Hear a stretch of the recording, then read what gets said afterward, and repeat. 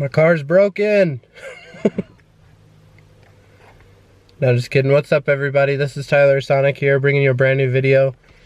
I wanted to bring you guys this video because I felt it would be informational for anybody who's never had this problem.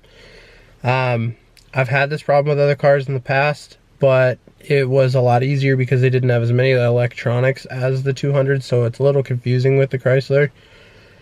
But I came out to my car last night to go get something to eat, and when I got in the car, everything was fine. Used my door handle to unlock the car, so I knew the key fob was working because I was able to get in with no problem. Put my foot on the brake, pushed in the push to start, and it went straight to run, but the engine didn't even try to cut on.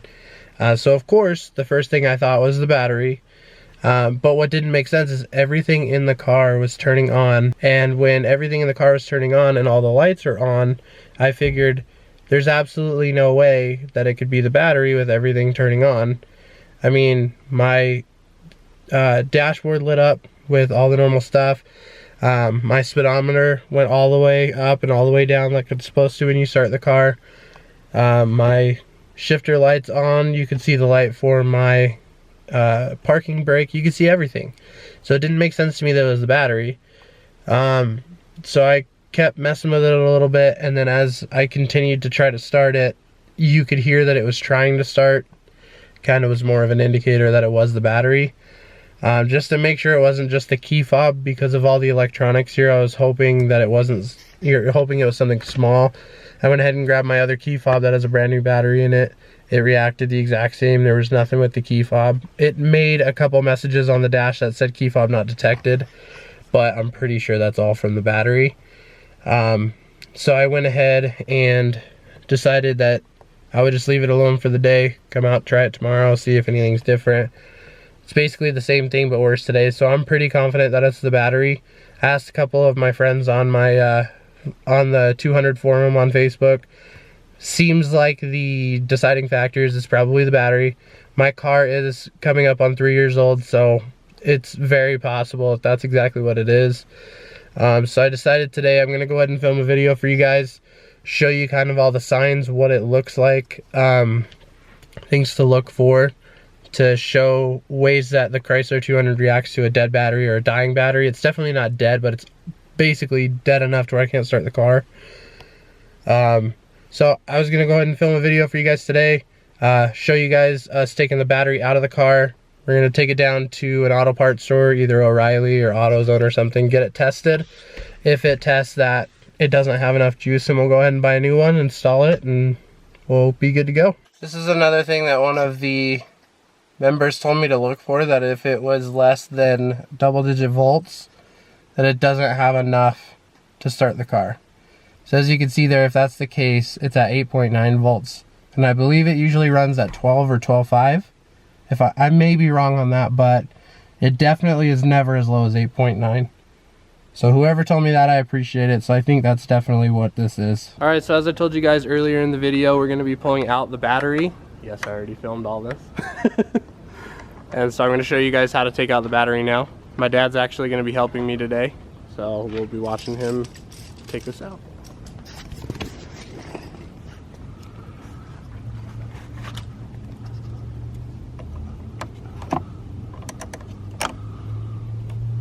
And what size is the wrench? 10 millimeters. So 10 millimeter is what we need to take it off of the S model. I'm not sure if any of the others are different. I'm sure they're the same.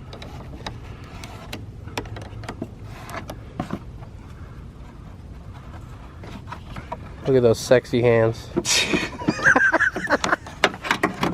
Yeah, I'll edit that out. Alright, so as you guys can see, we have a cover on the battery as well. So we gotta take that off, and then there's the battery. And this is the stock battery from the dealership originally on the car. Yeah, and you can see 12 volts right there. And right now it's reading 8.9 volts, so it definitely doesn't have enough to get the car going.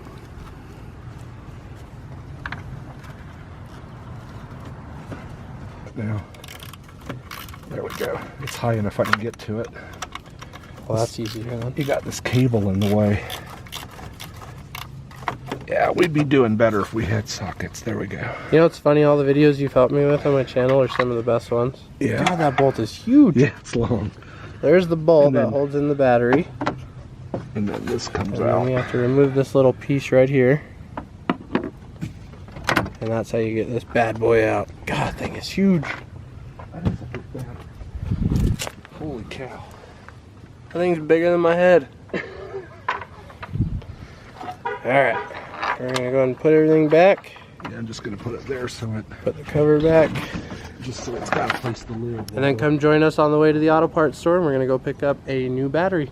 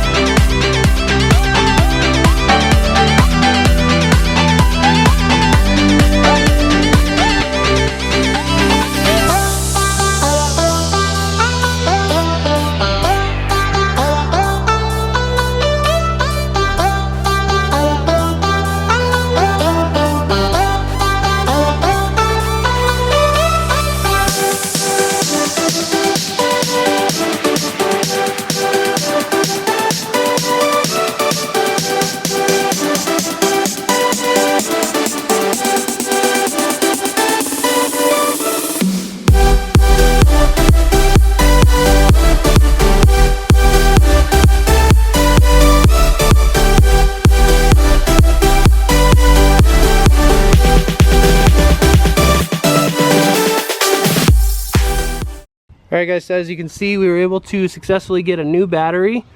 For anyone who has to replace their battery, we actually found out this shares the same battery as the 2015 Chrysler 300, as long as you get the 3.6 liters, so same as our cars, if you have that addition. So here it is. Thankfully it has a 5-year warranty on it, so we should be good. We're gonna go ahead and get it installed. Yeah, I don't know why I stopped the recording.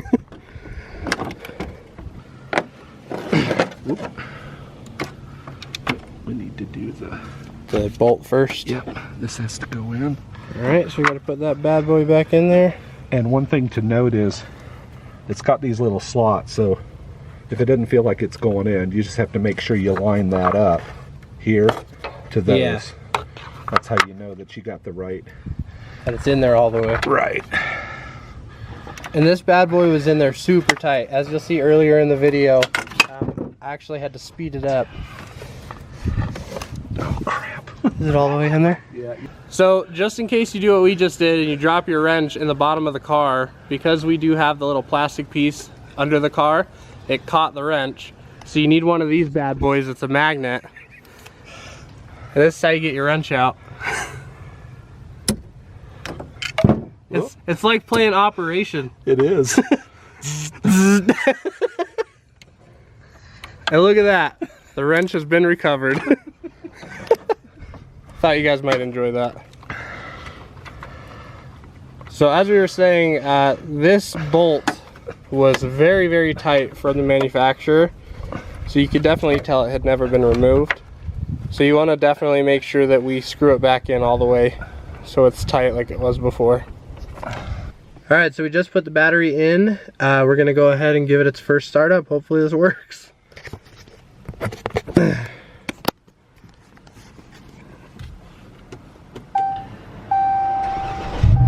we go.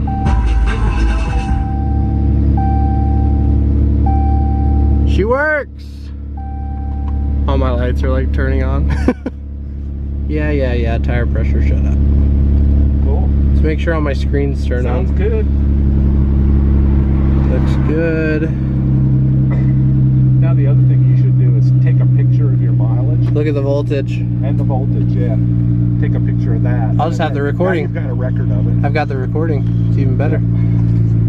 You guys can see right there, it's 14.4. If you saw earlier in the video, it was at 8.9. So significantly less. And you know what's funny? For about a year, it was sitting at about 12.2. So it was going. Yeah. Definitely.